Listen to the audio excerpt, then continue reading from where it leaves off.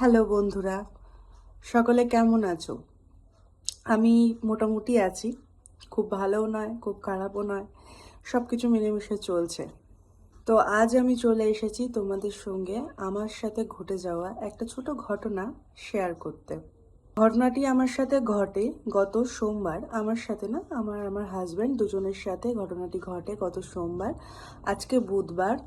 আমার এই দুদিন এটা ভাবতে ভাবতে কেটে গেছে যে আমি এই ঘটনাটা কি আদৌ সবার সাথে শেয়ার করব, মানে সবাই কি পজিটিভলি নেবে। অ্যাকচুয়ালি যে ঘটনাটা ঘটে গেছে সেই সেই জায়গাটাতে তো সবাই ছিল না, আমরা ছিলাম।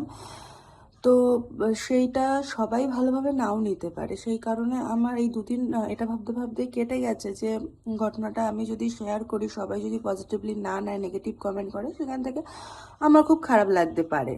কিন্তু তারপরেও আমার মনে হলো যে এই ঘটনাটা আপনাদের সাথে শেয়ার করা আমার উচিত।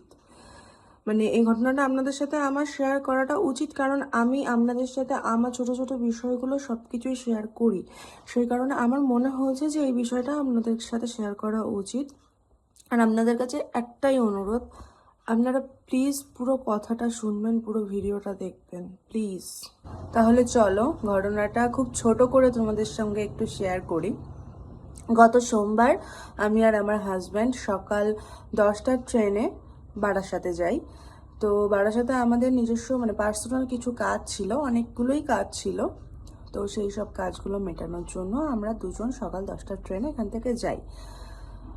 ফেরার ট্রেন ছিল আমাদের 3টে 4।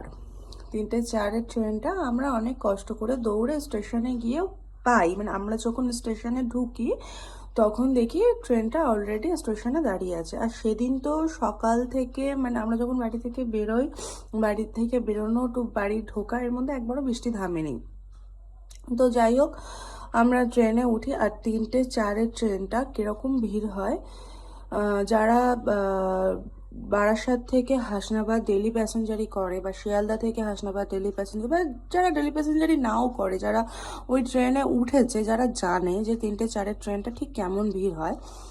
তো ওই ট্রেনে ফার্স্টে আমরা উঠে ট্রেনের গেটের মুখের কাছে কিছুক্ষণ দাঁড়াই। কিছুক্ষণ মানে কিছুক্ষণ, 2-3 মিনিট মতো। এবার সেখান থেকে প্রচুর মানুষের ঠেলা গুঁতো।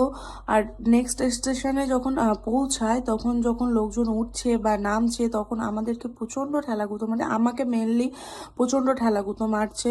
বারবার করে বলছে যে দিদি আপনি ভিতরে ঢুকে দাঁড়ান, ভিতরে ঢুকে দাঁড়ান। কিন্তু ভিতরেও প্রচণ্ড ভিড় ছিল। তো লাস্টে আমার শেষে মনে হলো যে না, ঠিক আছে, আমি এখানে দাঁড়াতে পারছি না, আমাকে প্রচুর